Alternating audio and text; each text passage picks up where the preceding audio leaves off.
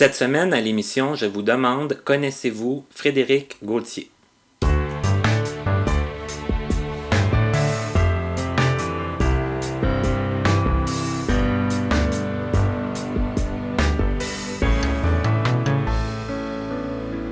Bonjour à tous, bienvenue à Connaissez-vous. Cette semaine, je reçois quelqu'un qui, malgré une petite blague que j'ai faite il y a quelques semaines lorsqu'on a reçu Stéphanie Carrasco, Frédéric, je le connais quand même assez bien. Ça fait depuis 2008 qu'on se connaît. On s'est connus sur le conseil d'administration du regroupement des aveugles et amblyopes du Québec. Moi, j'avais eu à faire une transcription de leur procès-verbal dans le cadre de mon travail et ce nom-là, Frédéric Gauthier, ça m'avait accroché. J'ai dit, ça doit pas être quelqu'un de bien vieux, ce monsieur Gauthier-là. Puis je me suis pas vraiment trompé. Je l'ai connu peut-être un an après ce moment-là. Tout d'abord, bonjour Frédéric. Bonjour. Merci beaucoup d'avoir accepté de faire l'émission aujourd'hui. Ça fait plaisir. Toi, Frédéric, premièrement, tu es né au Saguenay-Lac-Saint-Jean, si je ne m'abuse. Exact. Est-ce que tu es... Oui. Au royaume du Saguenay. Au royaume du Saguenay, d'accord. Est-ce que tu es à l'aise de dire environ vers quelle année? Au début des années 70 environ. D'accord. Juste avant le choc pétrolier de 73. Ah, d'accord. Je me semble que c'est sur 73. Hein? Ça se peut. Donc, tu es né au Saguenay. Quel genre d'enfant tu étais? Est-ce que tu as des souvenirs un peu de ton enfance? J'étais un petit enfant. Et bon, quel genre j'étais? J'étais pas mal dans mon monde, je pense. Avec mon chien qui me suivit pendant toute mon enfance jusqu'à 20 ans. OK. Qui me suivait partout, et puis que c'était mon pote. Mettons que j'avais assez d'imagination, puis je pouvais m'amuser avec n'importe quoi. Là. Tu sais, moi, j'étais le genre d'enfant qui pouvait jouer avec 2 roches puis un bâton, puis c'était correct, ou je trouvais un bout de corde, puis je me faisais des scénarios avec ça. Puis... Ouais, c'est ça. Où l'affaire qui m'a stimulé beaucoup quand j'étais jeune, c'était les blocs Lego. J'ai eu un ensemble de Lego, c'était pour faire une maison. J'ai eu ça à peut-être 5 ans, je pense, 5 ou 6 ans dans ce bout-là.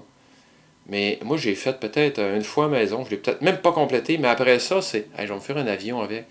Mais tu sais, c'était un avion qui était assez rudimentaire, sauf que c'est ça, ça stimulait mon imagination. J'ai fait toutes sortes de choses avec ça. Par exemple, pour faire une hélice, je mettais les roues de façon longitudinale. Puis là, je mettais des petites barres en croisée, ça fait que ça faisait l'hélice. Puis... T'étais très, t'étais très imaginatif, puis Ouais. tu pouvais t'amuser avec pas grand-chose, puis tu t'amusais beaucoup tout seul? Ça dépend. Oui, seul en partie, parce que moi, j'étais à la campagne, on habitait à la campagne. C'est sûr qu'à la campagne, les voisins, bon, tu vois la maison d'à côté qui est à 200 mètres de la tienne, d'autre bord, bon, est à 100 mètres, puis c'est pas des enfants qui sont là, les enfants, ils habitent plus loin. Fait que c'est sûr, quand j'étais tout petit, j'avais un voisin, mais maintenant, ils sont déménagés, ça fait que j'ai perdu mon ami je vais dire, de petite enfance, parce que quand il est déménagé, j'avais même pas encore commencé l'école. OK. Après ça, les autres étaient plus loin, j'ai connu d'autres amis dans le rang chez nous. C'est ça, mais c'était pas à côté. Non, c'était pas à côté. Ça fait que quand j'étais, mettons, à 5, 6 ans, 7 ans, j'y allais pas. Mais quand j'ai commencé à faire du vélo, puis que j'ai eu la permission d'aller un peu plus loin, ben là, je me suis mis à aller jouer avec d'autres enfants dans le rang. Fait que c'est ça. Des fois, j'étais seul. Puis d'autres fois, ben, j'étais avec d'autres enfants. Mais j'étais jamais seul. J'étais toujours avec mon chien qui me suivait partout. Oui, c'est vrai. Puis parce que toi, t'as des sœurs, t'as un frère, mais vous êtes quand même assez distancés avec l'âge un peu. Ouais, chez nous, on est 4 enfants. J'ai deux grandes sœurs. Puis j'ai un frère qui est plus jeune. Ben moi, je suis le troisième. Le troisième. Là, je suis à peu près le nombril de la famille parce que je suis dans le milieu. Mes 2 sœurs se suivent. Il y a quand même à peu près 6 ans de différence avec ma deuxième sœur. Puis j'ai 8 ans avec mon frère. C'est ça, c'est que ton frère est arrivé quand même. T'étais déjà assez âgés. Ouais, c'est ça. Fait que donc, moi, dans la famille, chez nous, c'est ma soeur Sylvie que j'ai côtoyé le plus. Fait que c'est avec elle que j'avais le moins de différence, tu sais. Mhm.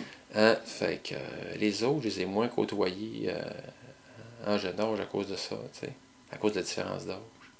Puis à l'école, est-ce que toi, moi je te connais quand même assez cultivé, tu peux parler d'à peu près n'importe quoi, t'as des opinions sur à peu près tout. Ils sont pas nécessairement bons, là, Ben mais. non, non, on s'en fout, c'est tes opinions, puis on les respecte. Et puis t'as des connaissances quand même assez. C'était quoi tes matières fortes à l'école? C'est quoi qui. Matière forte. Moi, à l'école, j'ai toujours fonctionné par intérêt.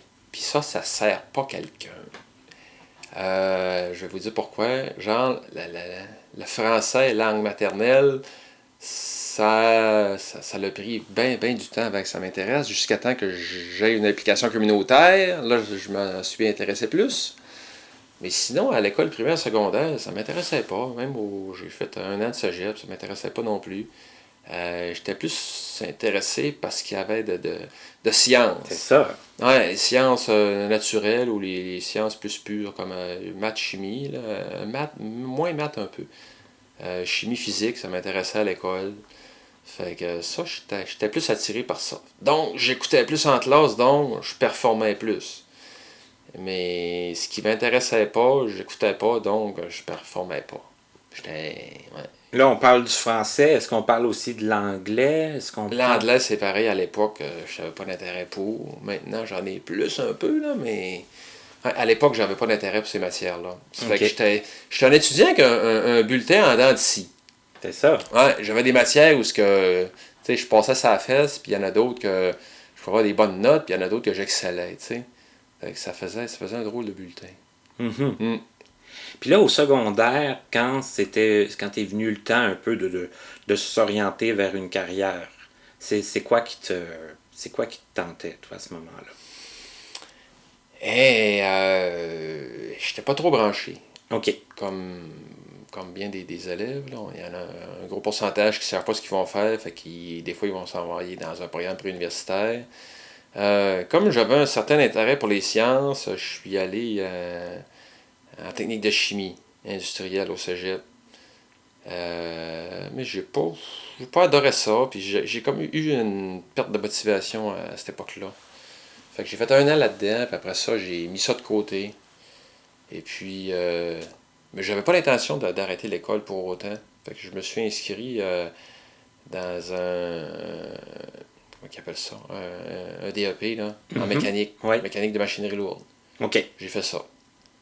Ça, là-dedans, tu retrouvais plus d'intérêt, plus de plaisir. Ouais, c'était plus. Je suis assez pratico-pratique, moi, dans la vie. Hein. Mhm. Fait que ça comblait ce côté-là en moi de pratico-pratique. Hein. Mais quand j'étais ado, il y a quelque chose qui m'a titillé l'intérêt, ma curiosité. À mon école secondaire, il y avait des messages à l'intercom. Oui. Au début, le matin, puis au début de l'après-midi. Des messages d'intérêt généraux, puis ça portait toutes sortes de choses. Puis des fois, il y avait des organismes externes à l'école qui diffusaient des messages. Puis quand j'étais en secondaire 2, ben là, il y avait les cadets de l'air qui ont diffusé un message. Et puis qui était en période de recrutement au début de l'année scolaire. Puis j'ai dit, ah, peut-être ça serait intéressant, ça. Les cadets de l'air. Fait que j'ai entendu l'histoire, voyons, pas l'histoire. J'ai entendu l'annonce pendant peut-être 2 semaines. Puis là, un moment donné, j'ai dit à ma mère, hey, je dois y aller. Tu sais, je vais aller m'informer. Fait que c'est un mardi soir. Je m'inscris à ça. Puis les cadets, ce qui est le fun, c'est qu'eux, ils te prennent en charge de A à Z. C'est une activité qui ne coûte rien. Tu as une réunion obligatoire par semaine. Puis au cours de la semaine, tu as d'autres activités qui sont optionnelles que tu peux t'inscrire si tu as de l'intérêt pour ça. Et puis, c'est assez diversifié. Tu avais de la musique. Qu'est-ce que tu avais? Tu avais de la survie en forêt, ça j'en ai fait. Il y avait le pilotage, des cours de pilotage. Ça, c'est pour ceux qui sont un peu plus vieux, par exemple. OK. L'intérêt est venu parce que quelques semaines après mon inscription, ils nous ont avisés. Ils ont dit, hey, ceux qui veulent faire un tour de planeur en 20 semaines, vous donnerez votre nom. On va là, je pense que c'était le samedi, en tout cas. Fait qu'on allait à l'escadron à telle heure, il y a un autobus qui nous attendait, qui nous amenait à la base de Bagotville, qui était pas trop loin de chez nous. Et puis, bon, les cadets qui étaient formés pour ça avec les officiers, ils opéraient un planeur. Fait que, puis nous autres, on y allait cette journée-là, on faisait des tours. Fait que c'était des planeurs montés en tandem, deux places. Il y avait le pilote en avant, puis il y avait le passager en arrière, qui pouvait être un instructeur aussi. Il y avait certaines commandes en arrière. Là. Puis là, j'ai vécu mon baptême de l'air avec les cadets de l'air. J'avais jamais embarqué dans un avion, rien. Là. J'avais jamais levé de terre à part sauter sur moi-même. Là. OK. Fait que ça a été mon baptême de l'air avec les cadets de l'air. Puis j'ai trouvé ça... C'est venu chercher quelque chose. Ouais, c'est venu chercher quelque chose en dedans de moi.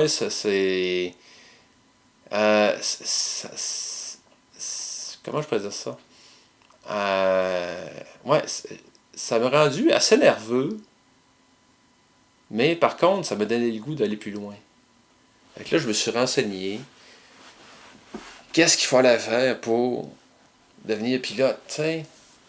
Fait que là, je me suis fait expliquer que, bon, il fallait postuler, il fallait avoir 16 ans quand le camp il commençait, puis il fallait postuler, fait qu'il fallait faire une lettre de motivation, passer un examen théorique, une entrevue, puis suite à ça, ben, il faisait une sélection, ça fait que, bon, moi j'ai pris des cours préparatoires à l'escadron, l'année avant, ou même, non, les 2 années avant.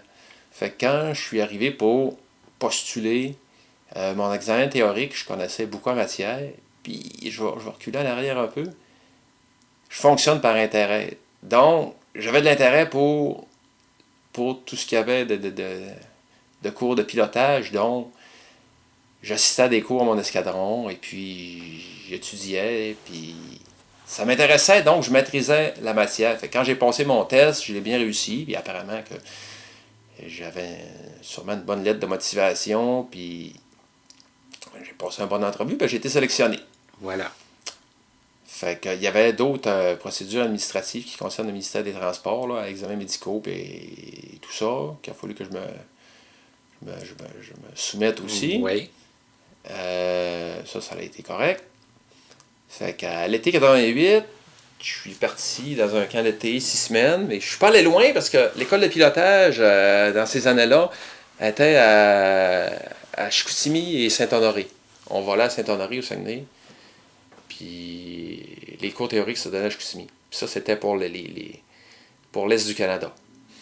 OK. Fait que je suis parti 6 semaines de la maison. Ça n'a pas été mon premier camp d'été, j'en ai fait 2 autres avant, mais là, c'était mon premier qui était si long que ça.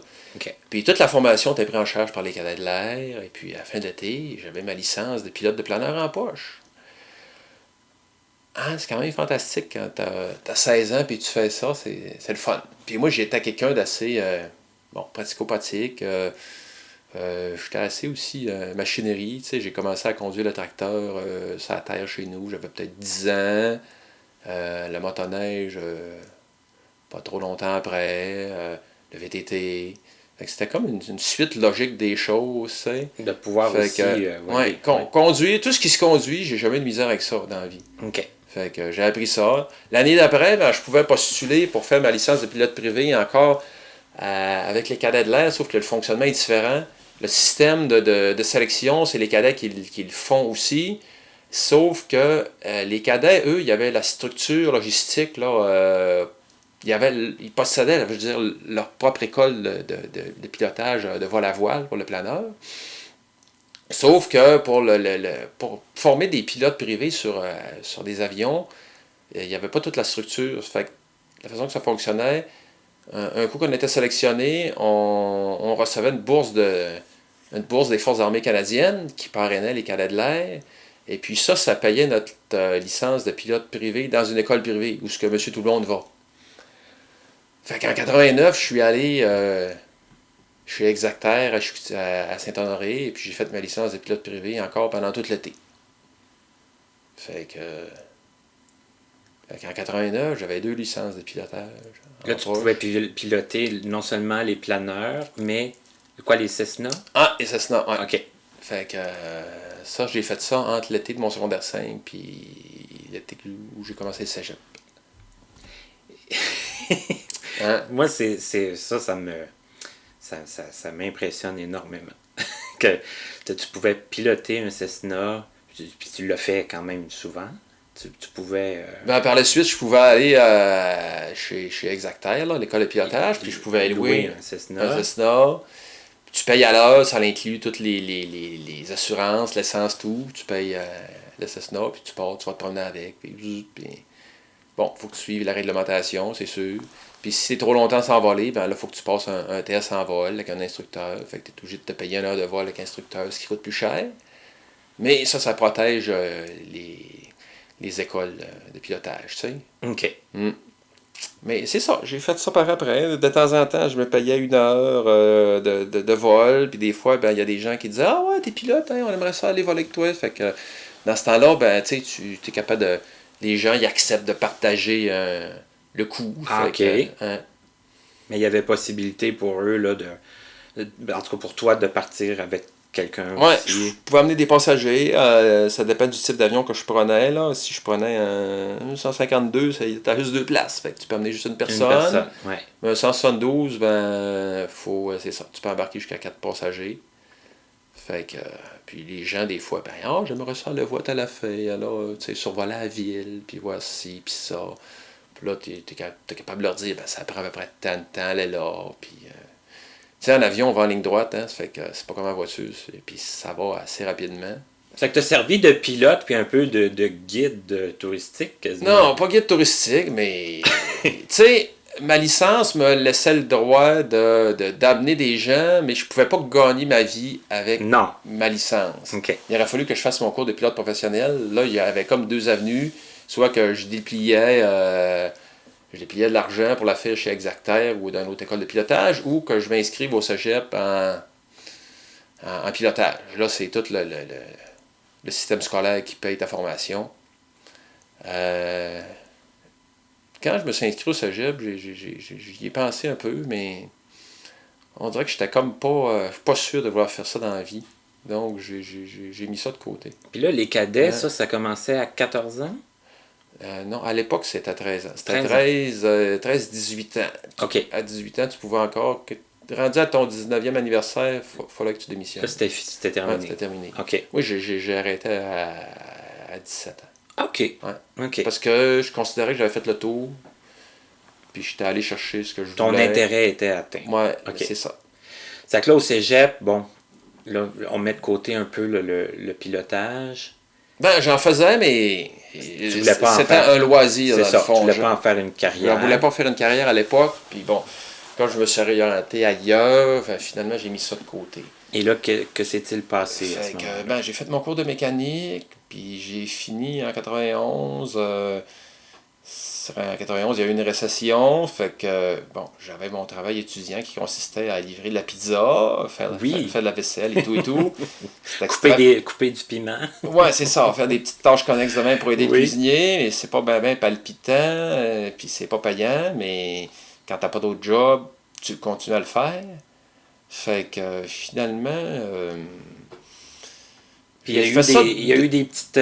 je veux pas nécessairement que tu le racontes, mais quand on est livreur, des fois, il y a des petites situations cocasses aussi. Non, il y a des drôles de situations, des fois tu vas à des places, puis il m'est arrivé une couple de drôles de situations qui se racontent pas nécessairement ici, là, mais ça peut être drôle. Hein? Mais il y en a des moins drôles, comme à un moment donné, je me suis déjà fait voler une pizza. Ben oui. Ouais. Arraché de mes propres mains, le gars il s'est sauvé dans le bois. Puis... Bye bye la pizza. Ah ben la pizza, mais d'après moi, sa pizza, la façon qu'il l'a pris, elle était pas... Elle était peut-être comestible, mais elle avait plus de l'air d'une pizza, là. Quand tu pars avec une pizza sur le côté, c'est sûr que Ouais. la garniture s'en va toute du même côté, ça fait que... Ben bon pour lui. Exact. C'est ça. Après ça, bon, c'est ça. J'ai occupé des petits emplois. J'ai travaillé dans un dépanneur de nuit. Après ça, c'est ça. J'avais des amis qui étaient partis aller passer leur cours de conducteur de camions lourds. Fait que, un moment donné, tu sais, j'avais des emplois qui n'étaient pas payants. Fait que je disais, je pourrais bien faire ça. Puis comme j'ai dit tantôt, tout ce qui se conduit, et moi, j'ai pas de misère avec ça. Ça fait que j'ai dit, je vais aller apprendre ça. Fait que je suis parti apprendre ça. Ici, à À Mirabel, dans le secteur Saint-Janvier, il y a une belle école de camionnage avec tout plein de camions, toutes sortes de formats, puis avec des bons instructeurs. La formation dure environ 6 mois.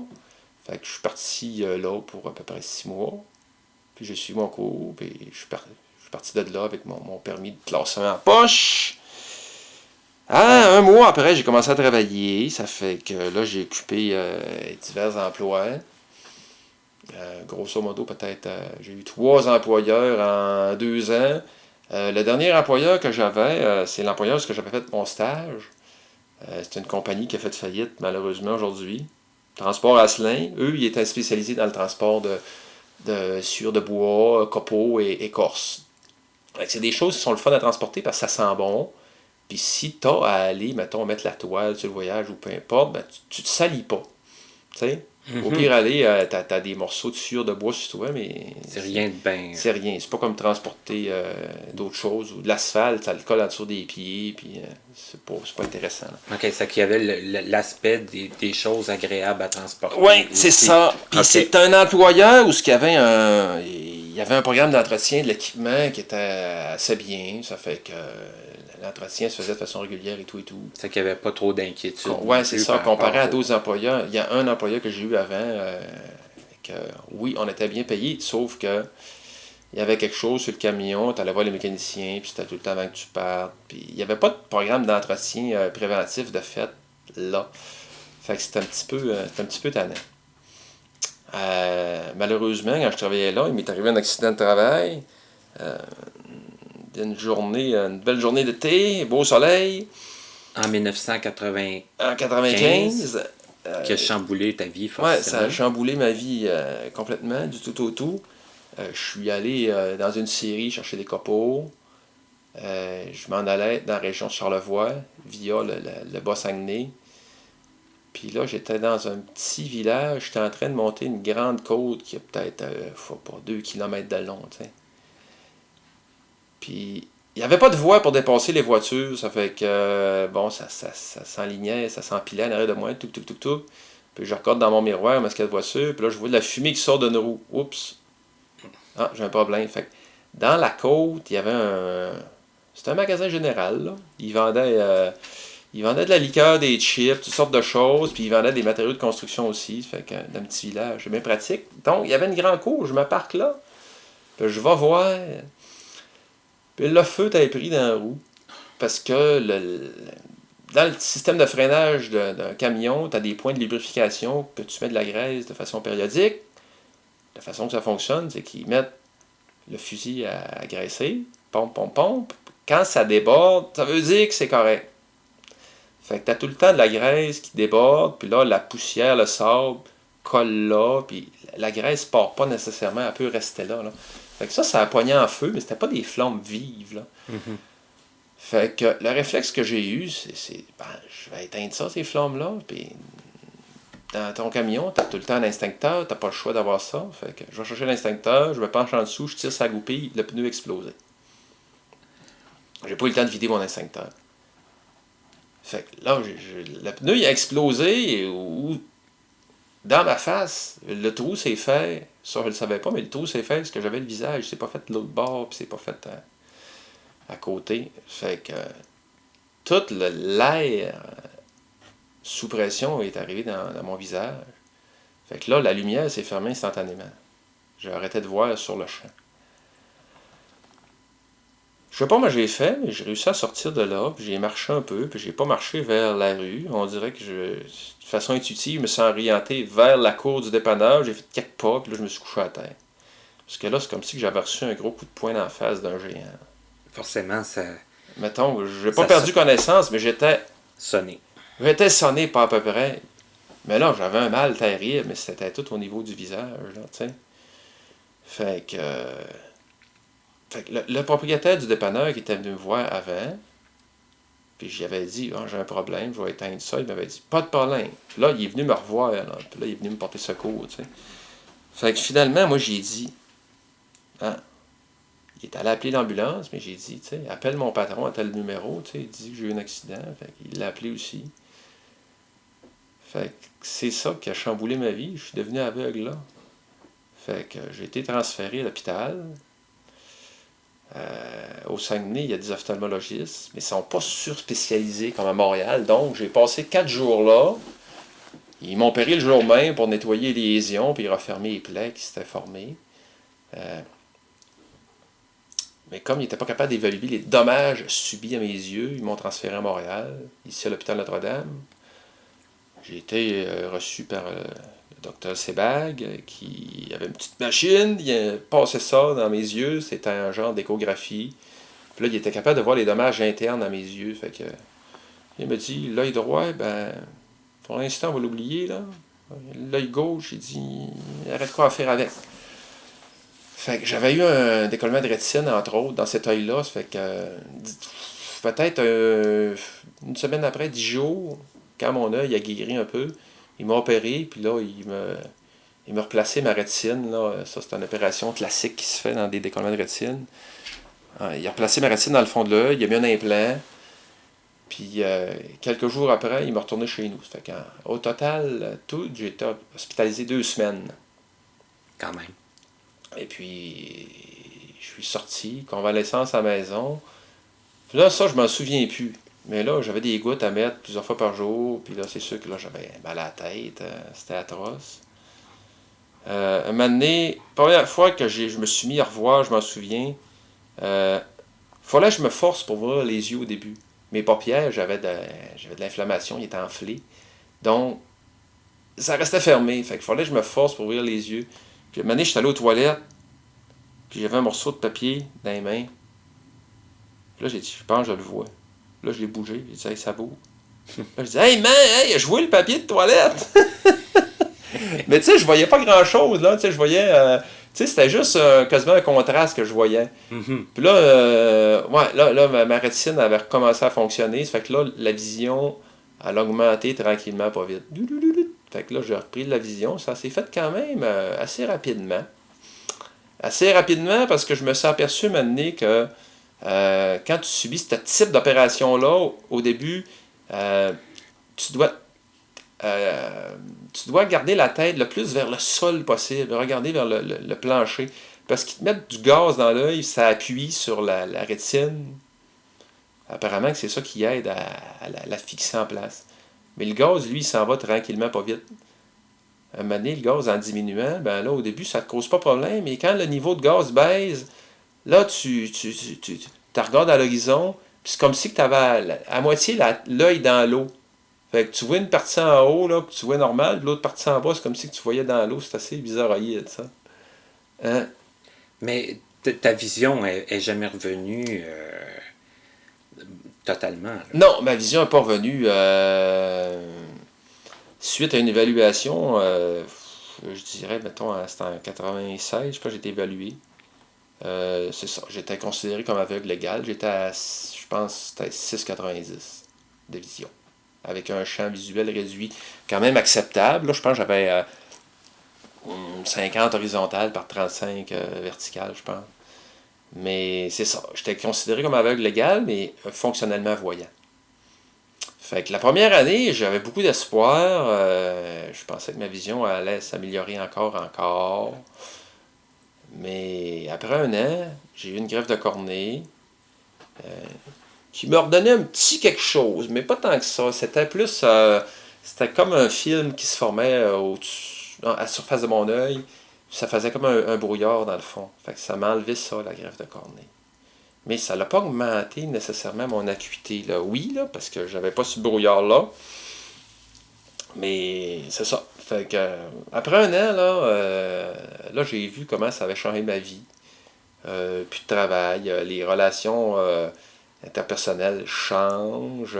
Pas du tout, mais ça change en partie, puis ça fait mal. Puis là, c'est ça. Mais t'es plus capable de faire les mêmes loisirs nécessairement. c'est ça, oui. Hein? Il y a des choses que tu es capable de faire encore. Tu sais, le temps que je réapprenne à faire de nouvelles choses, avoir de l'intérêt pour des choses Un peu que j'avais pas recentraliser avant. tes intérêts. Là. Ouais, c'est ça. Ça a pris des années. Ah, des années. Ouais. OK. Ouais, puis à se poser des questions, puis qu'est-ce que je pourrais faire dans la vie. Puis... Mais ça, tranquillement, pas vite, c'est comme un casse-tête. Tu as un morceau qui se met en place, mais tu sais, quand tu as 2-3 morceaux sur un casse-tête de 100, ça ressemble à rien. Mais, tu sais, quand t'en as 50 morceaux de mie, bon, là, tu vois un peu de quoi ça ressemble, mais t'as l'espoir à un moment donné de finir, tu sais. Fait que, tu sais, ça, tranquillement, pas vite, tu sais, tu fais une chose que tu n'étais pas capable de faire ou que tu vois que tu es capable de faire encore, puis qui t'apporte une certaine satisfaction dans la vie. Ça fait que, tu sais, j'ai été. Là, j'ai tombé dans des. Peut-être 4 ans, là, où j'avais l'humeur Un peu plus. un peu plus maussade, tu sais, à avoir de la misère à me projeter dans l'avenir. Et puis, moi, j'étais assez humour spontané. Pense une niaiserie, je l'ai dit. Ce côté-là, je l'ai perdu pendant quelques années. Puis ça, j'ai trouvé ça plate. Ça, je me reconnaissais plus. Hein? Fait que. Ouais, il a fallu que je me. Ouais, que je ressente. Je réapprenne à vivre, dans le fond, avec mon handicap. Ouais, puis ça, il y a eu un point tournant, si tu veux. C'est à peu près en 99-2000, là. Là, ça a commencé à aller pas pire, là. À reprendre un peu confiance, Ouais, savoir un peu ce que tu pouvais ouais. encore faire. Puis que l'humeur revienne plus du côté positif que négatif, là. Ouais. Parce que je considère pas que nécessairement j'ai fait une dépression, mais j'ai eu des années où c'était Ça a plus été dur. quand même plus dur. Ouais, puis tu viens à larmes à l'œil souvent. Puis, mais tu sais, là, j'ai essayé de meubler mon temps après, tu sais. Fait que. T'as pris le braille. Moi, j'étais. Je vais dire, j'étais un petit peu tanguy, tu sais. J'habitais, je travaillais, mais j'habitais encore chez mes parents. Tu sais, j'ai habité jusqu'à l'âge de 24 ans chez mes parents. Mais la dernière année, j'avais mon handicap. Mais je pensais déjà partir. Mais là, ça m'est arrivé. Fait que j'ai mis ça en suspens, mais pas longtemps. Tu sais, 4 mois après, j'ai dit, ouais, il faut que je parte en appartement. Mais là, j'avais du temps comblé, ça fait que j'ai fait ça pas vite, tu sais. Je me suis mis à chercher un appartement. Je me suis acheté des meubles, ce qu'il me fallait. J'avais une blonde à l'époque, fait qu'on prévoyait partir ensemble. Fait que ça s'est fait graduellement. Fait que l'année d'après, je suis parti en appartement. J'ai appris à vivre en appartement. Puis, tu sais, cuisiner plus, prendre des trucs pour cuisiner, faire un petit peu de ménage. Tu sais, de ce côté-là, ça a toujours été, ben, c'est pas parfait, mais c'est moins pire qu'avant. Ça, c'est ma philosophie, tu sais. De voir les choses qui avancent Ouais. et non pas voir ce qui est moins bien réussi. Ouais, c'est ça. Tu passes la balayeuse, il y a moins de graines qu'avant. C'est Il en ça. reste peut-être, mais il y en a moins. Ah oui, Tu sais. tu laves ton plancher, puis il laves peut ton avoir plancher, une tache encore, mais Ça se peut qu'il y ait des taches encore, mais il est plus propre qu'il était. c'est ça. Tu sais, puis il faut voir les choses comme ça parce que si tu veux absolument la perfection, tu vas être malheureux. Tu sais. Fait que, comme j'avais du temps à base, j'ai commencé des cours de guitare. Ça, j'avais déjà jonglé avec l'idée d'apprendre la guitare, mais j'avais pas le temps, tu sais. Quand t'es camionneur, Des horaires un ouais, peu. t'as des horaires longs, t'as pas beaucoup de temps pour les loisirs, fais d'autres choses. Fait que j'ai jamais pris le temps d'apprendre la guitare. Fait que j'ai pris des cours à 24 ans, j'ai commencé à prendre des cours. L'intérêt était pas pire là. Et là, il est venu aussi l'intérêt pour le son. Ouais, ça c'est venu plus tard. Ah, un peu plus tard, ok. Ouais, je vais dire pourquoi, là, c'est ça. L'année d'après, ben, suite à une suggestion d'un intervenant du centre de réadaptation au Saguenay, hey, tu devrais apprendre le braille. Oh non, non, non. Tu devrais apprendre le braille. Oh non. À un moment donné, j'ai dit oui. Parce que je me disais, j'ai du temps comblé. Pourquoi pas apprendre le braille? Mais là, l'intervenant me dit, oui, ok, tu vas apprendre le braille. Il faut que tu ailles à Québec. Comment ça? Ben, il dit, il n'y a personne de formé ici pour apprendre le braille. Comment ça? Ben, il dit, il faut que tu ailles à Québec pour les adultes. OK. Fait que là, je suis parti à Québec. Je suis parti apprendre le braille pendant 6 mois, intégral, abrégé. Puis j'ai des amis qui sont partis vivre là en même temps. Donc, on ne s'est pas coordonné, mais en disant, moi je m'en vais là pour telle raison, un pour le travail, l'autre pour les études, moi c'est pour Ça a fait comme apprendre un le braille. ouais. Là, ça a fait un petit noyau qu'on s'est vu, puis là on a croisé d'autres mondes, des connaissances qu'on avait. Ça fait que ça tisse un cercle d'amis qui a fait que j'ai eu du fun là-bas. Fait que quand j'ai fini mon cours de braille, au Saguenay, je trouvais ça plate un peu. J'avais tout le temps tendance à retourner à Québec pour aller voir cette gang-là avec qui j'avais du fun. Fait qu'après un an à aller à tout bout de champ de même à Québec, j'ai dit, hey, je vais toujours bien déménager à Québec. J'avais des amis qui m'encourageaient. Fait que j'ai déménagé à Québec. Fait que c'est bien beau avoir des amis, mais il faut que tu comptes ton temps aussi.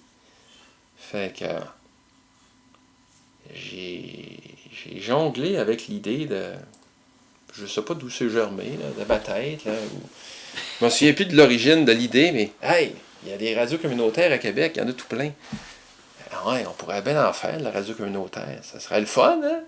Fait que j'ai déposé un projet d'émission avec un de mes amis qui a été accepté. Puis qu'en 99, on avait une émission. Fait qu'on était deux.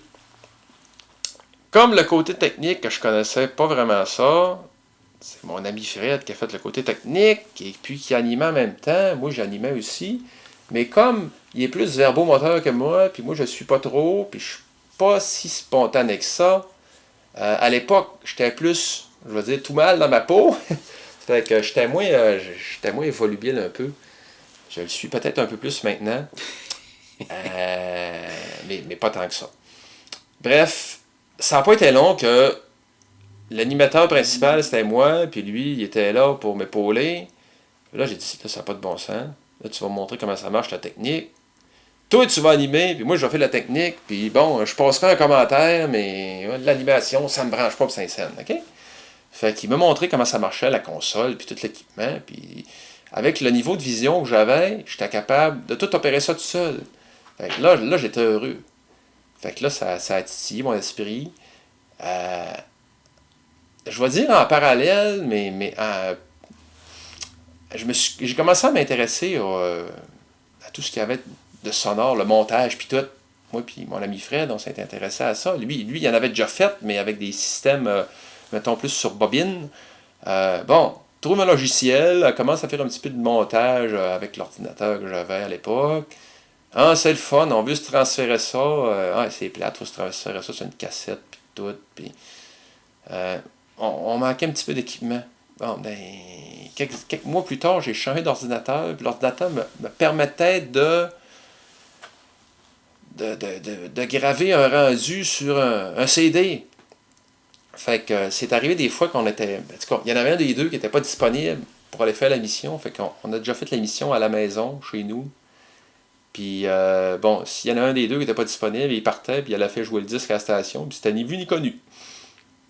Fait que. Quand même. Ouais, fait que là, ça m'a intéressé de pousser plus loin. Ça fait que par des contacts que j'ai eus en parlant avec des gens, je suis allé rencontrer un producteur qui travaillait dans une station. Puis là, j'ai commencé à demander, hey, tu fais quoi comme job, toi, puis tout. Puis moi, je fais déjà de la radio communautaire, j'aime ça. Puis bon, fait que là, lui, il m'a orienté. Il dit, moi, j'ai appris sur le tas, mais il dit, il y a des écoles qui sont spécialisées là-dedans, tu sais. Fait que, il m'a aligné vers une ressource, puis là, j'ai commencé à faire des recherches, puis, il existe une école à Montréal à telle place, puis un autre là à Montréal, puis il y en a une des Laurentides, puis là, je suis commencé à. Quand j'avais une occasion de venir à Montréal, parce que je venais pour voir l'ophtalmologiste assez souvent, ben, j'en ai profité pour aller visiter des écoles comme ça, puis me renseigner. Et finalement, je me suis inscrit dans une école, dans une technique qui appelait conception sonore. J'ai fait ça en 2000-2001. C'était une formation qui est assez brève. Là. Ça durait 2 sessions plus une session pour faire un stage. J'ai fait ça en 2000-2001 à l'Institut Trébas, et puis j'ai appris à faire du montage, grosso modo, par ordinateur. On a appris le système MIDI aussi, comment ça fonctionnait, comment on opérait ça. Il y avait une partie aussi, c'était peut-être un petit peu plus dur pour moi, mais j'ai eu des séquences qui me facilitaient la vie. C'était post-production audio. Il y avait un cours, c'était ça. On prenait une séquence de vidéo d'un film.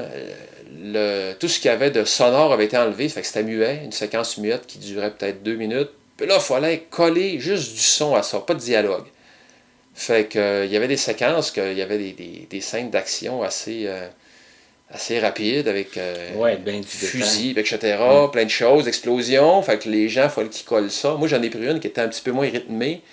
Avec le niveau de vision que j'avais, ça se prêtait mieux parce que les détails fins dans l'image, je n'étais pas capable d'aller chercher, donc je n'étais pas capable de coller de l'image, du son à l'image. Tu sais.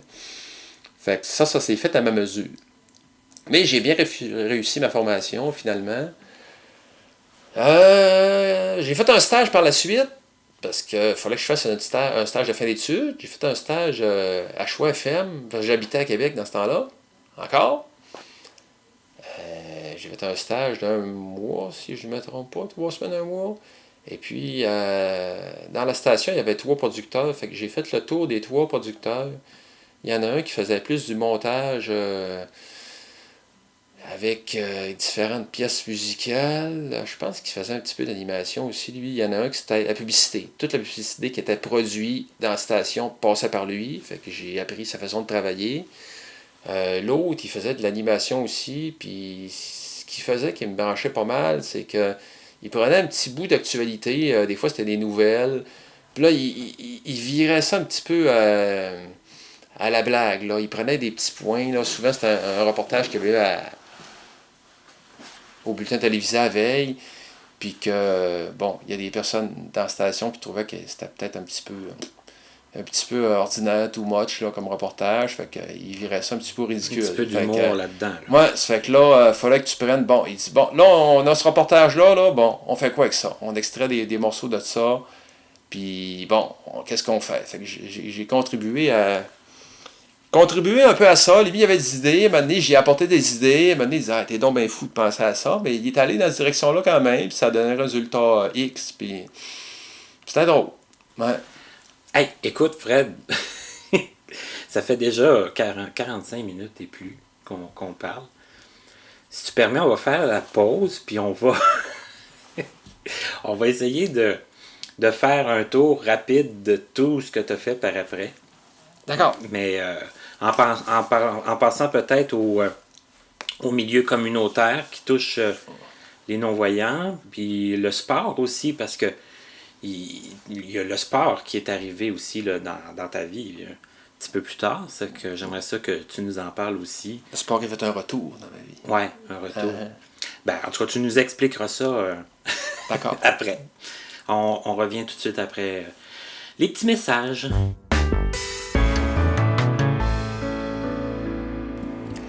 Bonjour et bienvenue à la section Petites annonces et nouvelles. Je vous rappelle qu'il est possible pour vous de nous écrire si vous désirez nous faire part de vos commentaires, si vous avez des questions, des suggestions. Notre site web est le www.martinchouinard.com www.martinchouinard.com et à partir de ce site, il est possible de nous écrire et bien sûr d'avoir accès à toutes nos émissions depuis le 3 mars. Et c'est à raison d'une émission par semaine mise en ondes le vendredi, je vous le rappelle. Maintenant, les petites annonces que je vous fais cette semaine concernent la SAM, l'Association des sports pour aveugles de Montréal. Et je vous parle des clubs de marche qui sont disponibles un peu partout et qui se déroulent chaque semaine et auxquels vous pouvez toujours prendre part. Car la marche, on s'entend, c'est une belle activité lorsqu'on a un problème de vision. Alors, le groupe de Longueuil, il se tient le mercredi entre 10h et midi. La personne responsable est M. Bernard Tremblay. Son numéro de téléphone est le 450-674-8577. 450-674-8577. Et les marches ont lieu au parc Michel Chartrand, qui est un très beau parc. Le groupe du Jardin botanique et parc Maisonneuve, c'est le jeudi de 10h à 11h30. Le responsable est Biagio Valenti. Son numéro de téléphone est le 514-206-3997. Le groupe de Saint-Bruno, c'est le mardi à 10h. Le coût pour l'entrée au parc est de 8,50$ par jour. Le responsable est M. Gilles Rainville. Son numéro de téléphone est le 514-778-9100. Le groupe de Montréal-Nord, se déroule le mardi de 13h à 16h. La responsable est Mme Jocelyne Richard. Et finalement, le groupe du Mont-Royal, c'est le mercredi de 10h à 15h. La responsable est Mme Irma Lapierre. Son numéro de téléphone est le 514-487-2161. Et si vous n'êtes pas en mesure là, de tout réécouter les informations, je vous conseille personnellement de communiquer avec la SAM au 514-524-4715. Vous pouvez aussi envoyer un courriel. Le courrier électronique est info, donc info à commercial asam.ca. Et maintenant, on est déjà rendu au moment de parler de l'émission de la semaine prochaine. Ce sera l'émission numéro 13. Elle sera mise en ligne à partir du vendredi 26 mai. Et c'est le tour de l'invité qui n'est pas non-voyant. C'est le troisième de la série et c'est M. Stéphane Pilon, qui est le technicien audio à la compagnie Point par Point. Et M. Pilon va nous raconter plein de choses, entre autres comment il s'est rendu chez Point par Point. Donc, je vous le laisse nous expliquer tout ça. Dans le fond, c'est ça. J'étais lecteur, puis comme je disais, j'étais rendu pas mal à bout, épuisé. Puis j'avais commencé à avertir mon collègue Eric que c'était pas mal mon dernier livre, que j'étais vraiment rendu vraiment au bout du rouleau. Puis, je veux dire, il y a beaucoup de travail dans le département audio chez Point par Point. Puis, ce qui s'est passé, c'est qu'il était tellement débordé que Vincent, qui était le superviseur du département, il était descendu me voir à un moment donné. Puis il m'a dit, est-ce que ça te tenterait de travailler en haut? Mais ce qui était drôle, c'est qu'il ne se souvenait pas, quand il m'a engagé comme lecteur, que je l'avais rencontré un an précédent pour en tout cas. Mais c'est ça. Donc, on m'avait monté en haut, on m'avait réexpliqué les logiciels, tout ça. Puis finalement, quand j'ai eu terminé mon livre, j'ai tout de suite monté en haut parce qu'il était vraiment dans le jus. Là. On a des grosses périodes très achalandées. C'est une personne de plus, c'était pas de trop. Donc, pour l'intégralité de l'émission avec Stéphane Pilon, émission qui se voit très intéressante, eh bien, je vous le rappelle, elle sera mise en ligne le vendredi 26 mai et c'est toujours sur les mêmes plateformes. Alors, en attendant, nous poursuivons l'entrevue de cette semaine. On est de retour avec notre invité qui est Frédéric Gauthier, que j'ai un petit peu interrompu pour qu'on fasse la pause, mais on va continuer tout de suite après ton stage en radio commerciale, c'est bien ça? Oui, c'est bien ça. Donc après, il y a eu d'autres choses, là, parce que on voit que tu as une vie quand même très remplie. Oui, ben pareil, j'ai été à la recherche d'emploi, ce qui n'est pas très facile pour une personne qui a un handicap visuel. J'ai eu de l'aide d'un conseiller en placement, je pense, une patente de même, là. Okay. En tout cas, une personne bien intentionnée. Puis j'ai été intégré dans un stage dans une télévision communautaire dans la région de Québec qui s'appelle Télémag.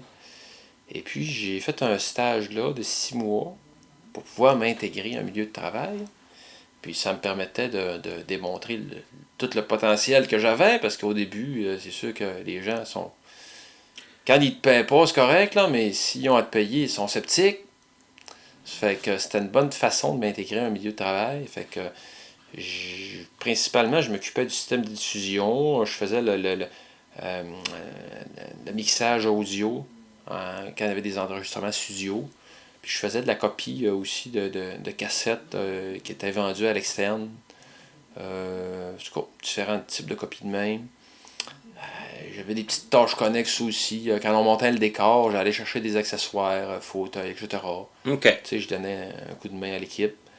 J'ai même appris à faire du montage vidéo linéaire avec des cassettes, une table de montage. Quand même. Ça, j'en faisais, mais ce que je faisais souvent, c'est que je remplaçais une publicité par une autre. OK. Parce que pour prendre des images brutes, là, j'avais peut-être pas assez de vision pour faire une bonne sélection. De toute façon, c'était la job des réalisateurs. Mhm. J'ai même fait de la caméra. Oui. Plan fixe. OK. Un moment donné, je t'allais voir, puis je vois un peu dans le moniteur. Je pense que je serais capable. Un moment donné, il manquait un caméraman. Fait qu'ils m'ont mis en plan fixe. Fait que pour m'orienter, le réalisateur me le disait dans mes écouteurs, tu sais, tasse à droite, gauche, monte en bas, OK, etc. donner comme Avec des tout le langage indications. technique qu'il y avait, puis pour faire le focus, des fois j'étais un petit peu à côté. Fait que ça faisait la job. Il y en a un moment qui a poussé sa loc, qui voulait. Il y avait une émission, c'était des produits naturels, je pense, puis il y avait toutes sortes de différents produits. Puis là, il voulait que je fasse un zoom-in sur le pain, mais il est où le pain? Moi, je vois le produit, puis je sais pas de quel que c'est le pain. Fait que OK. finalement, j'ai commencé à tasser à droite, à gauche, puis. Fait que, il me dit, il dit, arrête ça, on va arranger ça au montage, là, mais. Ça a pas fonctionné. Là. Non, c'est ça. OK. Fait que, lui, il a dépassé mes limites. Ouais, c'est ça, fait que, exact. mais les autres les respectaient, ça fait que. Mais j'ai appris à faire toutes sortes de choses-là, puis ça a été une belle expérience. J'ai fini par travailler là. Puis à un moment donné, il y a eu des coupures de poste, fait que j'ai perdu mon emploi. Fait que, par la suite, je cherche de l'emploi. J'ai passé quelques entrevues. Pas toujours productif. Un moment donné, j'ai pogné une entrevue que c'était pas. Je trouvais ça pas terrible. On me mettait toujours dans une situation impossible. Mhm. Fait que, tandis que moi, mon but, c'était de travailler. C'était pas nécessairement de travailler à temps plein. C'était d'être sur le marché du travail pour meubler mon temps. C'est Fait ça. que je me disais, bon, si ce job-là, je suis pas capable de le faire, envoyez-moi pas ce job-là, envoyez-moi sur un autre job. C'était ma façon de penser. OK. Et quand un employeur veut pas t'avoir, il fait n'importe quoi pour t'avoir. Il y a comme un peu le...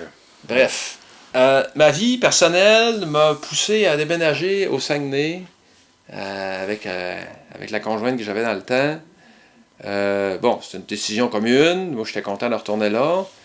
Pas longtemps après, je me suis rentré membre de l'Association des personnes handicapées de la région 02. J'avais déjà été membre, mais là, j'ai cogné à la porte, je disais, hey, je suis revenu. Fait que pas longtemps après, le président m'appelle. Hey, bonjour.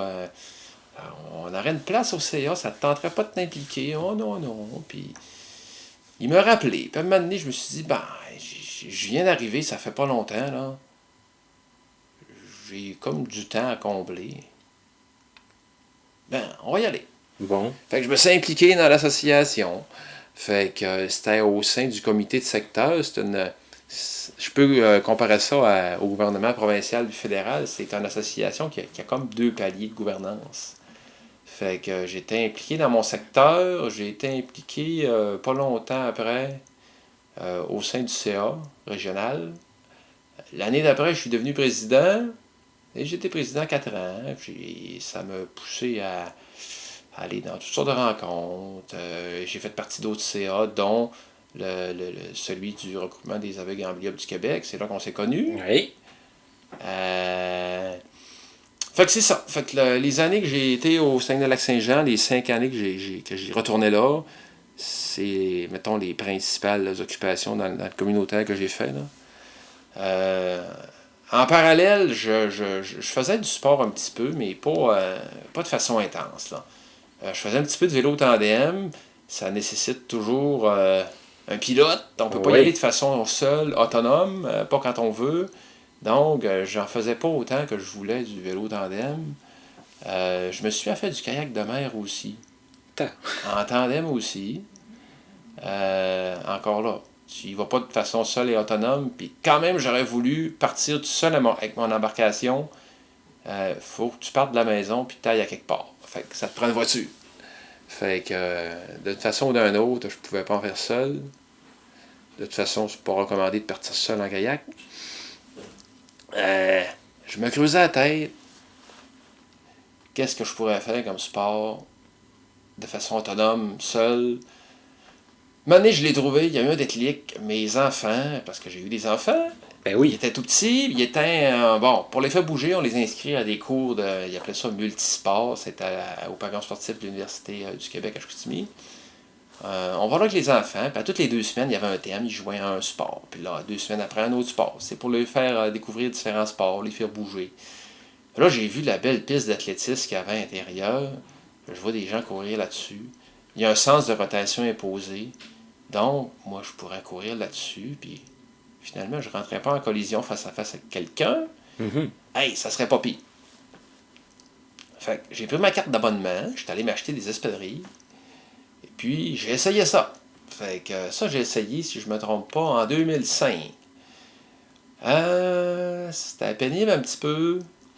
Après quelques semaines, je pense que j'ai toffé 6 ou 8 semaines, à un moment donné, j'ai eu mal aux genoux. Là. C'était terrible. J'ai mis ça de côté. Fait que j'ai mis ça de côté pendant 2 ans. Puis après 2 ans, je m'en vais dans mon garde-robe, je tombe sur les espadrilles qui ont presque pas servi. J'ai dit, hey, c'est de valeur, ça sert pas, ça. Faudrait recommencer. Hey, il faudrait bien recommencer, il faudrait faire un autre essai, tu sais. J'ai 35 ans, puis là, je suis pas en forme, je monte un escalier, puis hey, j'arrive en haut essoufflé. Je trouvais que ma condition physique avait pas de bon sens. Pas vraiment de surplus de poids, là, à part peut-être, En arrière des oreilles. ouais, peut-être 10 livres de trop, là. Bref, fait que je me reprends une carte d'abonnement, puis là, ça a été la bonne fois. Fait que je dis pas que ça a été facile. Au début, je courais 3 fois 5 km par semaine, puis quand je sortais du pavillon sportif, je montais l'escalier. L'escalier était très dur à monter.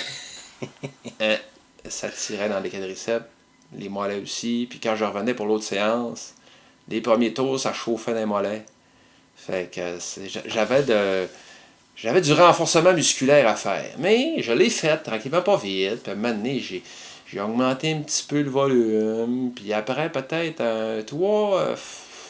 4 mois, mettons. OK. Là, j'étais capable de courir 10 km. On voit la progression. Non, il y a eu une Ouais. progression. À un moment donné, j'étais capable d'augmenter la cadence un peu. Après, rendu à la fin de cette année-là, j'ai un ami qui s'était mis à courir un petit peu que moi. On a fait une course ensemble, on a fini bon dernier. Lui, à l'époque, il voulait participer, ça ne tentait pas de pousser. Aujourd'hui, il pousse, il va à fond la caisse. Bon, fait qu'on... Mais la glace était brisée. Ouais, Tu la l'avais glace, fait. ouais, Vous êtes arrivé dernier, mais bon, c'est ça. vous l'aviez C'était fait. c'était pour le fun de participer. exact. Fait que, moi, j'ai continué l'entraînement, puis j'ai tout le temps eu des hauts et des bas. Genre, à cette époque-là, l'été, je bougeais moins parce que la femme avec qui j'étais à l'époque, à l'été, elle avait du temps. Fait que, en plus, le pavillon sportif était fermé. Fait que, C'était pas bien. ouais, fait que je courais un petit peu dehors autour d'un parc. Avec le niveau de vision que j'avais, c'était correct. Mais je courais moins un peu là. Puis j'avais tout le temps une petite pause aussi dans le temps des fêtes. Fait que j'ai tout le temps eu des hauts, des bas.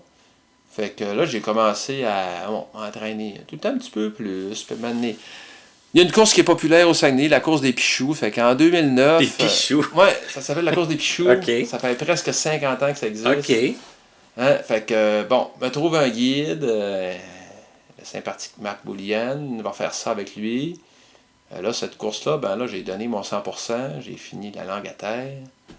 Je suis pas allé si vite que ça, mais en tout cas, à l'époque, c'était ce que j'avais comme capacité. OK. Hein? Fait que ça, c'était vraiment la première course où je me suis donné à 100%. L'année d'après, je n'ai fait 2 autres. J'ai fait encore la course des Pichoux, si je me trompe pas. J'ai fait un 5 km aussi. Fait que tranquillement, pas vite, le volume a augmenté comme ça. C'est ça. Puis là, tu fais maintenant du triathlon. Ouais, c'est ça. Fait que tranquillement, pas vite. Bon, Le triathlon, là, juste pour ceux qui ne savent pas, c'est la course, le vélo. Ouais, c'est puis- pas dans cet Pas dans cet ordre-là. ordre-là. C'est la nage avant. Ok. Après ça, on sort de l'eau. Puis là, si tu veux, on change. Là, on enlève les lunettes, puis tout. On met les souliers de vélo, le casque. Là, on va faire du vélo après. Dans mon cas, c'est du vélo tandem. Quand on revient, on met nos espadrilles, puis on part OK, on courir. finit avec la course. Ouais, c'est ça. OK. Tout ça, ça se fait avec un guide. Oui. Parce qu'en 2014, j'ai rencontré le guide que ça me prenait. Le triathlon, ça m'intriguait. J'avais le goût d'essayer, mais c'était pas à tout prix non plus. J'ai rencontré mon guide de triathlon. C'est le guide que j'ai pour le triathlon. Il s'appelle Éric Milo. Je l'ai rencontré pour un demi-marathon. C'était à la SAM, à l'Association de sport pour aveugles de Montréal. Il y avait un petit groupe de course. J'ai participé à ce groupe-là. Et puis là, il y avait une course qu'on s'était inscrit, ça s'appelait le marathon intérieur. C'était à Vaudreuil. C'est une piste d'athlétisme de 200 mètres. Il y avait plusieurs différentes distances possibles. Moi, je m'étais inscrit au demi. Puis là, apparemment, en tout cas, la personne qui s'occupait de gérer le groupe, il manquait quelqu'un. Puis là, on avait fait appel à lui. C'était une connaissance d'un guide de course. Il n'avait jamais guidé avec nous autres, en tout cas. Fait que là, c'était un speedy, quelqu'un qui court vite. Fait que Fred, tu vas vite, toi, on va te mettre avec lui. C'est correct. Fait que parle avec Eric. Ah oui, moi je fais du triathlon. Ah ouais, moi ça m'intrigue le triathlon. Peut-être que j'aimerais ça, essayer ça. Mais lui, avec tout le dynamisme qui l'anime, il me dit, ben c'est beau, il dit, l'année prochaine, on va en faire ensemble. OK? L'invitation t'est lancée. Ouais, c'était comme, si ça te tente, là, on y va, moi je partais. Fait que finalement, j'ai fait mon demi-marathon avec. Ça s'est très bien passé. C'est un gars qui est très motivé. Lui, après un demi-marathon, il allait à la piscine puis il allait nager. Oh! Fait que le niveau d'énergie est très élevé de ce côté-là. Fait que j'ai gardé contact avec à l'automne à la course lumière. J'ai fait un 5 km avec. J'ai fait mon meilleur temps. J'avais pas fait beaucoup de 5 km, en tout cas. J'ai fait mon meilleur temps à Villa. Puis l'année qui a suivi, en 2015, j'ai fait mon premier triathlon avec Eric à Gatineau. J'ai fait un sprint. Un sprint, c'est 750 mètres de nage, 20 km de vélo, puis 5 km de course. Comme je faisais déjà du tandem avec la SAM, puis je me suis entraîné sur stationnaire aussi. Le gros défi, c'était la nage. Moi, j'ai déjà nagé un peu. Ça remonte peut-être à une vingtaine d'années. Mais là, ça faisait longtemps que j'avais pas fait de nage. Fait que, comme il y avait une piscine municipale pour loin de chez nous, je me suis mis à aller à la piscine municipale peut-être 3 mois avant. Mais j'étais pas à l'aise dans l'eau parce que quand je cours, je respire comme je veux, mais dans l'eau crée une pression sur ta cage thoracique quand tu n'es pas habitué, puis tu respires pas comme tu veux, il faut que tu trouves une cadence pour être à l'aise au début. Fait que j'ai eu un petit apprentissage à faire là. OK. Mais ça s'est fait, puis quand je suis arrivé à Gatineau, je me pensais prêt. Sauf que nager avec tout plein de monde autour de toi, en eau libre en plus, parce que dans un triathlon, ça se passe pas toujours en eau libre, mais souvent c'est en eau libre. Quand tu dis en eau libre, ça veut dire... C'est dans un lac. OK. Fait ils vont mettre 2 bouées. Fait que tu vas vers la première bouée, tu tournes à 90 degrés, soit à droite ou à gauche, là tu vas vers la deuxième, tu tournes encore, puis là tu reviens vers la rive. OK.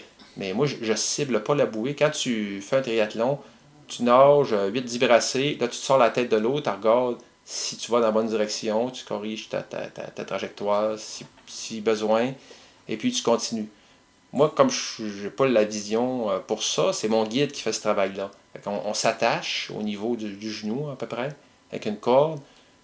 Puis lui, il nage à côté de moi, puis c'est lui qui va faire qui va aller dans la bonne direction. Moi, je m'organise pour le suivre côte à côte. Fait que je suis tout le temps appelé à zigzaguer un petit peu, là. C'est pas de sa faute, c'est moi qui nage un peu croche. Fait que, le problème que j'ai eu, c'est que rendu dans l'eau, maintenant, la couleur de l'eau, j'ai un petit peu de vision. C'est pas la même. Il y a du monde autour de toi. Tu nages. T'arrives jamais au mur. Là c'est en continu. Fait qu'à un moment donné, t'as l'anxiété qui vient un petit peu te chercher. Puis là, à un moment donné, tu paniques un peu. Puis je me suis fait dire par d'autres personnes que ça arrive à tout le monde. Okay. C'est pas parce que t'as un handicap visuel que ça arrive. Il y a un apprentissage à faire de ce côté-là. OK. Ça que c'était, entre guillemets, là... Ouais, ça m'a pris...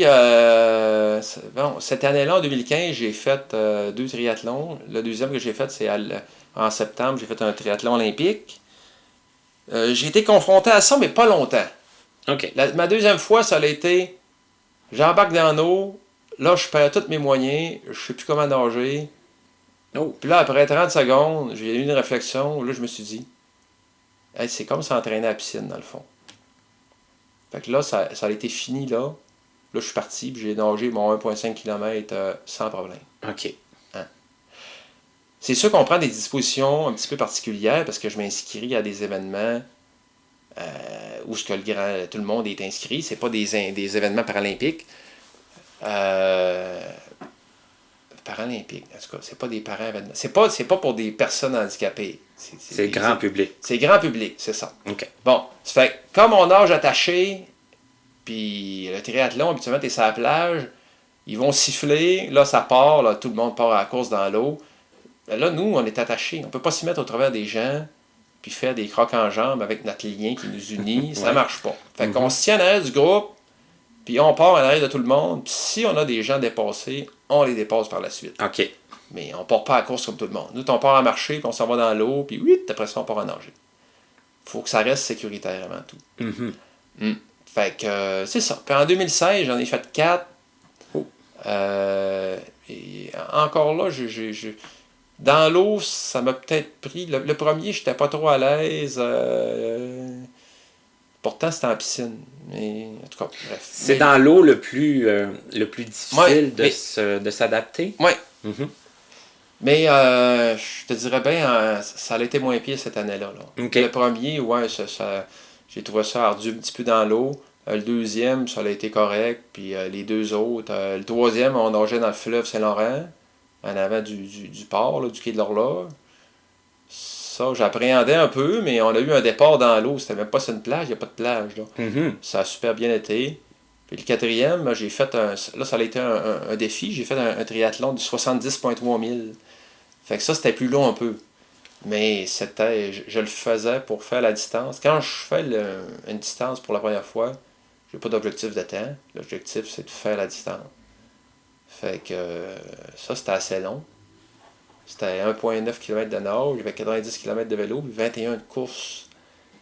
Puis je suis quand même un bon coureur, mais là, ça l'amène à une autre dimension à la course, là, parce que t'as moins d'énergie, puis t'as des petits points dans le ventre, ça fait que t'avances pas à la vitesse que t'espérais d'avancer. Ça fait que... Mais je l'ai tout fait, puis je suis bien heureux de l'avoir fait. Ça m'a pris 5h32 faire tout ça. Et c'est le fun. C'est une façon de s'accomplir, puis faire du sport. Bon, c'est personnel, mais on dirait que ça contribue à mon bien-être, puis c'est une façon de se réaliser. Puis c'est une façon de montrer à mes enfants aussi que malgré un handicap, tu peux accomplir des choses dans la vie. Et là, je vais faire un lien avec ce que je disais au début, avec Stéphanie, parce que Stéphanie, elle t'a vendu la mèche, il y a 3 semaines. Vous êtes maintenant ensemble, vous êtes connus à la SAM, que tu vas nous parler en finissant. Là, vous courez régulièrement ensemble aussi, là, le dimanche. C'est une autre façon, ça aussi, de maintenir la forme de façon régulière. Ah ouais, ça c'est fantastique. Moi et Stéphanie, bon, on est en couple ensemble. On s'est connus à l'association de sport pour avec de Montréal. Et elle est devenue bénévole. C'est quelque chose qui a branché. Et puis, on se croisait au sein de l'association. Moi, j'étais impliqué, je suis encore impliqué en tant que directeur sportif depuis presque 3 ans. Mais on se croisait dans les activités, mais on se disait bonjour, mais on n'a jamais été pairés ensemble pour des activités. Donc, on s'est pas connus dans ce contexte-là. Stéphanie, elle a été... c'est quand elle a fait partie du CA que là, on a appris à se connaître plus. On s'est plus côtoyé, on s'est échangé la correspondance obligatoire, puis des fois, ben, c'était personnel aussi, tu sais. Ça fait que c'est comme ça qu'on a appris à se connaître plus. Sinon, ben, on serait peut-être même pas ensemble aujourd'hui, tu sais, parce qu'on est quand même des gens relativement réservés toutes les deux, là. Fait que, ouais, on a appris à se connaître tranquillement pas vite. Puis finalement, on a vu qu'on avait de l'intérêt l'un pour l'autre. Puis c'est le fun parce qu'on a tous les deux de l'intérêt pour le sport. Premièrement, le sport en commun, c'était le tandem. Elle connaissait pas le tandem. Elle a connu ça avec la SAM. Elle connaissait le vélo. Mais en tout cas, elle a un vif intérêt pour le tandem. Fait que tout de suite au début de notre relation, on s'est mis à faire du tandem ensemble. Parce que toi, tu as un tandem chez vous. Oui, moi j'en ai même 2. Un tandem plus hybride, puis j'en ai un de route parce que ça me prenait un temps de route pour faire du triathlon. Puis pour faire de la route, c'est le fun quand tu fais des grands circuits. Là. Fait que c'est ça. Mais moi, j'étais. Oui, à la SAM, je faisais de la course. Mais j'en faisais beaucoup de mon côté aussi. Puis j'y ai donné le goût de faire de la course à Stéphanie. Ça fait qu'elle s'est mise à faire de la course sur une base individuelle, toute seule. Puis à un moment donné, on s'est mis à faire de la course un petit peu ensemble. Fait que, mais on s'est dit qu'on faisait de la course puis qu'on suivait le rythme du plus lent seulement. Puis que c'était pour le plaisir. Fait que, au début, c'était ça, mais là, Stéphanie, qui a quand même des bonnes jambes, elle a pris du cardio. Fait que maintenant, elle est rendue assez rapide quand même. Et puis, il y a une entreprise pas loin d'ici qui s'appelle la Maison de la Course, qui a des cliniques de course. Non, on parle du Mont-Saint-Hilaire. Oui, à Mont-Saint-Hilaire, oui. Mhm. Malgré qu'ils sont rendus à 3 boutiques maintenant. Là. Ah, d'accord. Le dimanche, on peut s'intégrer aux cliniques de course Monsieur Tout-le-Monde. Fait il y a des groupes qui sont créés qui font telle distance en tant de temps, à peu près. Fait même si tu n'es pas inscrit aux cliniques de course, ils permettent qu'on suive le groupe. Ouais. Fait qu'il y a un leader, lui, qui bat la cadence, qui va à la cadence désirée. Mais les coureurs, on suit les gens. Fait que, Stéphanie, elle me sert de guide. Stéphanie, de toute façon, elle a des objectifs personnels aussi. Ça fait que présentement, tous les dimanches, on y va, puis on fait ce qu'on appelle un entraînement long. On suit un groupe. La semaine passée, on a couru 17 km. La semaine d'avant, pour elle, c'était à peu près ça, parce que là, on s'est séparés la semaine passée. Mais c'est ça, on fait une progression comme ça en distance. Fait que présentement, l'objectif que j'ai à court terme, c'est un demi-marathon. Elle a un trail de 21 km en fin mai, ça fait que... Mais on a l'objectif aussi cette année, peut-être, de faire un triathlon ensemble, ça fait que... Mais vous avez plein de projets, que ce soit des projets de sport, des projets de voyage. Oui. Vous bougez beaucoup. On bouge beaucoup. Puis Stéphanie, l'année passée, pour mon triathlon de longue distance, ça me prenait un partenaire d'entraînement à vélo pour faire des entraînements de 80 km la 20 semaines. Fait que j'y avais demandé. Puis elle était un petit peu sceptique au début. Elle trouvait ça long comme distance. Mais comme on avait fait beaucoup de vélo avant de commencer ces entraînements-là, on a fait ça, on a très bien fait ça. Puis on a fait des sorties personnelles aussi pour le plaisir. Ça, c'est le fun. Partir en petite escapade. L'année passée, on a parti 2 jours. On a pris le vélo, on a mis une sacoche, la boîte à lunch dessus. Puis on est parti dans la Montérégie. On est allé se perdre dans des rangs de campagne. On a fait une journée de 115 km. On a dormi dans une auberge.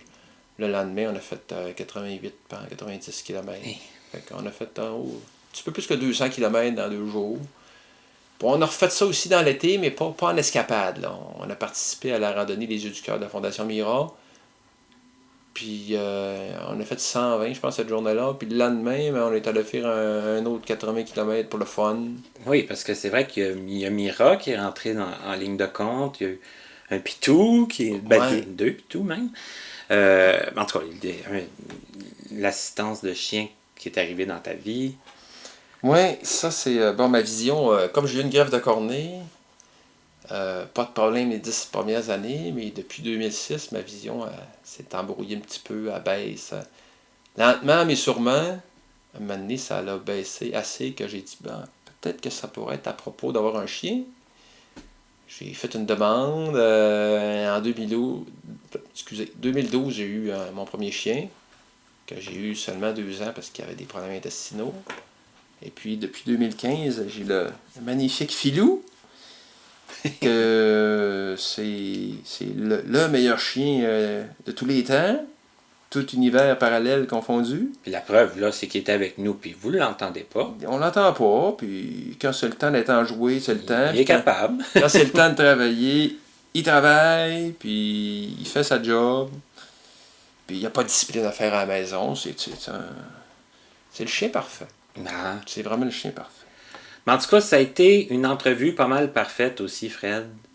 Je sais même pas comment finir ça, mis à part que toi et Stéphanie, vous êtes extrêmement importants pour moi dans ma vie parce que chacun de votre côté, chacun de votre façon, vous m'incitez à en faire des trucs, puis à sortir de ma zone de confort parfois, puis Il faut, ça fait du bien. c'est sortir très, de la zone de confort. très grandement apprécié.